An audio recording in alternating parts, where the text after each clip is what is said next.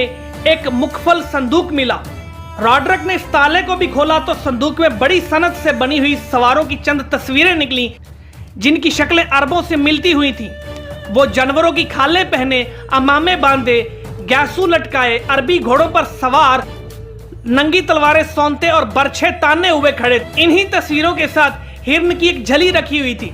Rodrick ने इस झली को खुलवाया, जिसमें लिखा था कि जब इस मुखफल अमारत और संदूक को खोला जाएगा तो वो कौम जिसकी तस्वीरें इस संदूक में बनी हुई हैं जजीरे उंदलस में दाखिल होगी, और जिन लोगों के हाथों में मुल्क होगा उनकी हुकूमत जाती रहेगी।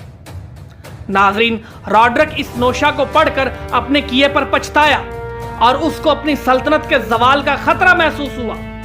इस वाकया को कुछ दिन ही गुजरे थे कि उसने सुना कि मशरिक से शहनशाह अरब की फौज उंदलस की फतह के लिए मुल्क में दाखिल हो गई है।